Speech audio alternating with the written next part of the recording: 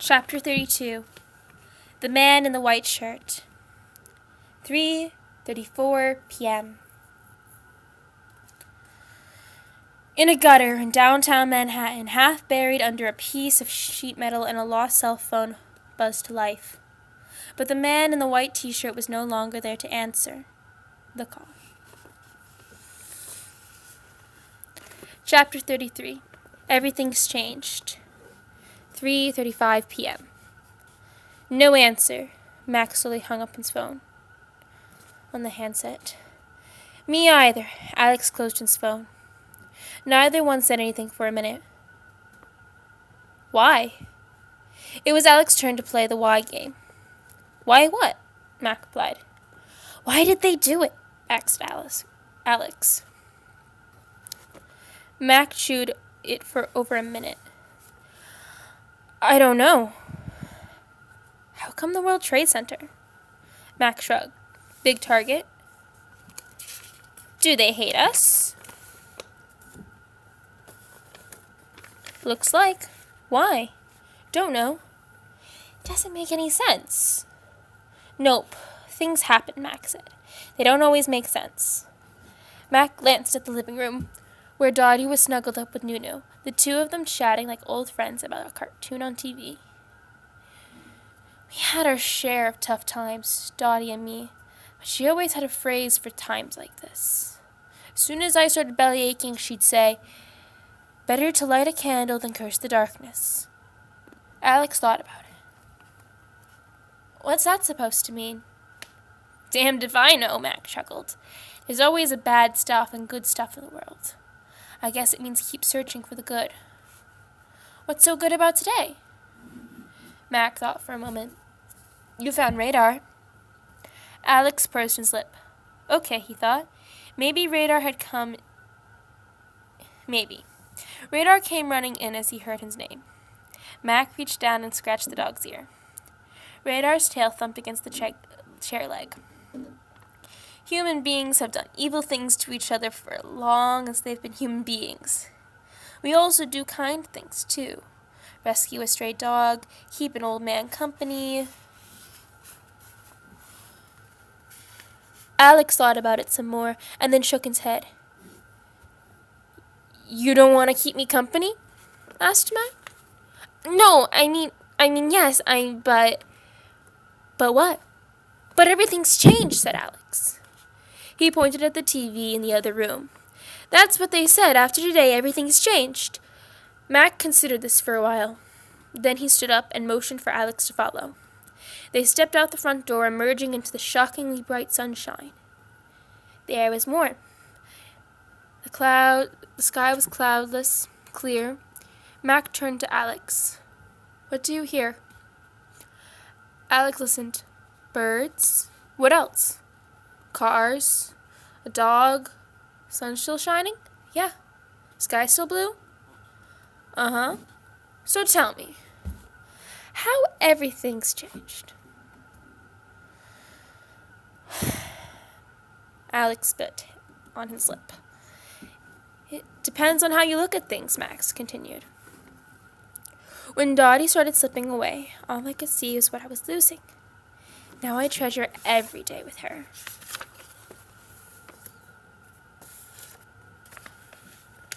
Mac lowered himself to the porch stoop. Sometimes, when terrible things happen, it can make a beautiful thing seem even more precious. But doesn't it make you mad what happened to her?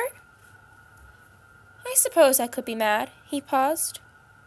But what good would that do? Alex wanted to believe what Mac was saying. But what if he's gone? Mac frowned. Don't talk like that. But what if... Didn't you hear a word I said? You might never see him again. Mac exploded. That is enough. He looked away, red-faced. Alex jerked back, startled by Mac's outburst.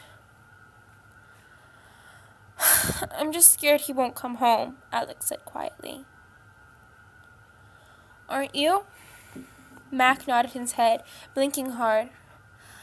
I can't lose Bobby too, he whispered.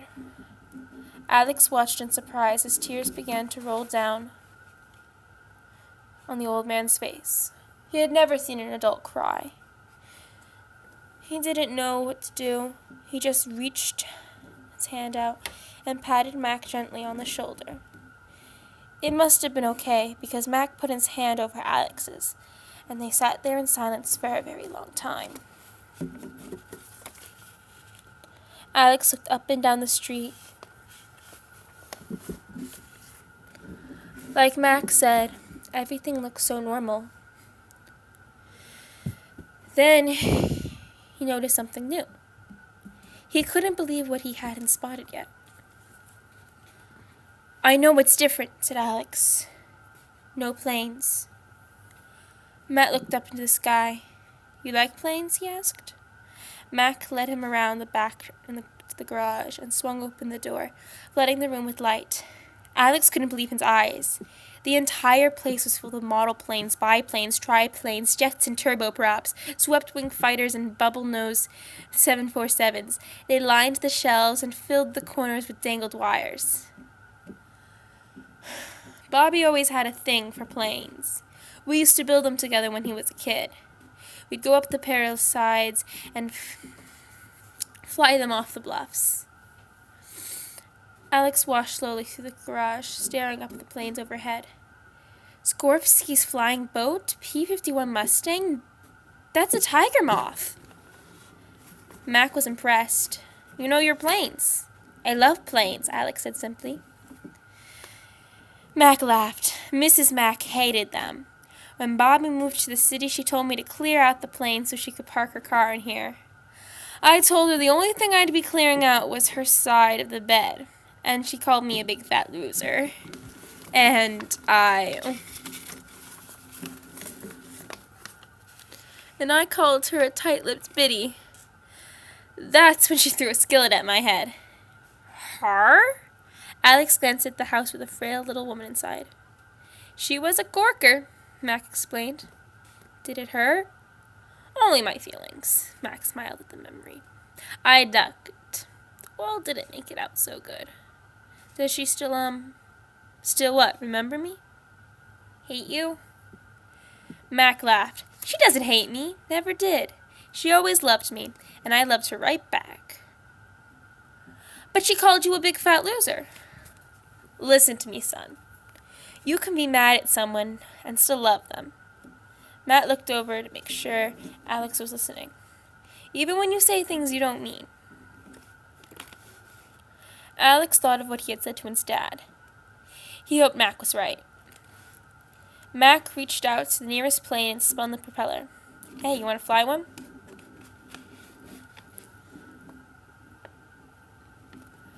Out on the street, Mac guided the little gas-powered plane through the series of complicated aerial maneuvers. He did barrel rolls and wing over wing spins, and even flew the plane straight down the street above their heads, inverted, and then landed smoothly, and taxied the plane right back to where they stood. He held the controls to Alex. "Your turn," he grinned. Alex froze. He logged tons of hours on the Screaming Eagles 4, but this was real. What if he messed up and wrecked Bobby's plane? Mac leaned over to him.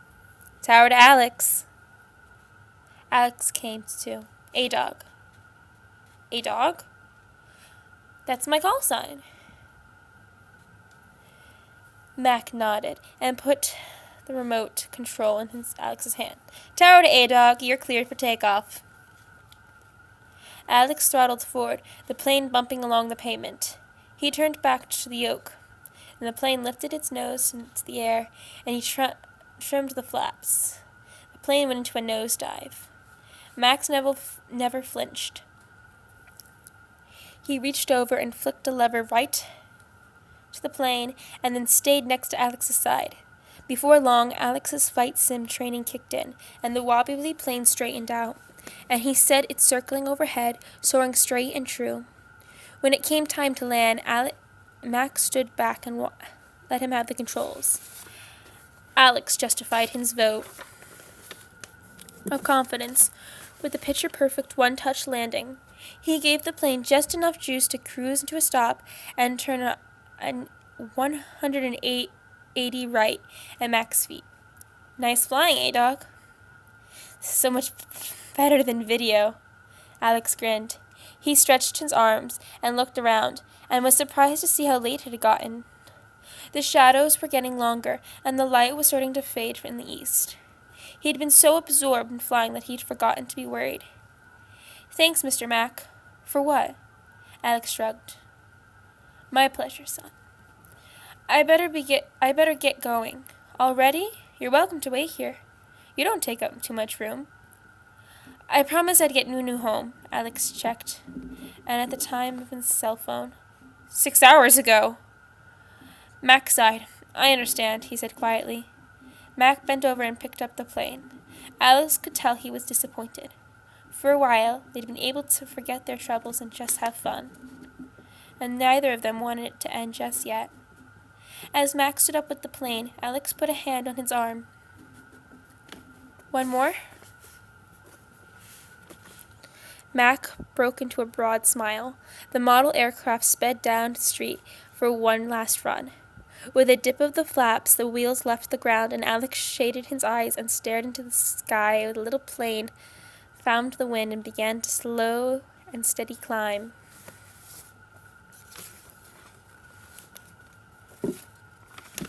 Chapter 34. The Man in the White Shirt. 6:02 p.m. The man in the white shirt saw it first, streaking from the northwest. He watched, banked sharply, and turned straight for them.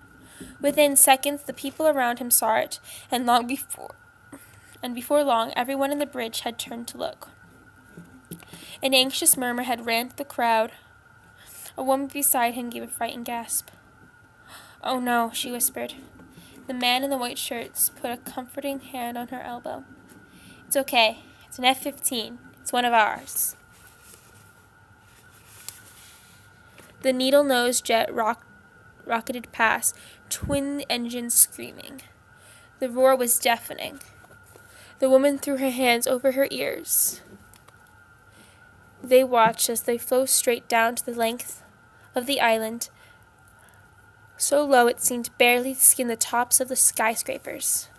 As it cleared the tips of Manhattan and raced out over the harbor, the woman finally breathed a sigh of relief.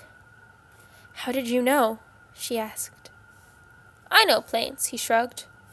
The woman left him with a grateful nod, and then fell back in with the crowd, making her way to the George Washington Bridge, the massive suspension bridge connecting Manhattan to New Jersey. Normally, the bridge delivered thousands of cars and trucks into New York every single day. Now, all traffic onto the island had been blocked. Everyone on the bridge was headed away and headed home. The man in the white shirt had lingered for a moment on the bridge, staring after the plane as it continued beyond the skyline, dragging the white vapor line behind it like a string. It was the first plane he'd seen all day. He couldn't see his eyes off it. He watched as it receded into the distance, growing smaller and smaller until it seemed just to float there, frozen in place, like a model plane hanging from a wire. Just like home, he thought. He felt a twinge of guilt. He had no business staring at planes when once depended on him were still waiting. He turned away and continued his long march home. Chapter 35. Faces. 6:37 p.m. Alex stared at the long bus window, searching the faces of the street. He was looking for his father, hoping to spot him in the crowd, making his way home. He knew it was a long shot. Right now, his dad could be anywhere, even at ground zero. He couldn't stop thinking about it. The planes hitting, the billowing smoke, the towers as they fell. He closed his eyes, but that made it only worse. The fireball, the smoke, the collapse, over and over on the constant loop in his brain. He blinked and wiped a tear off his cheek.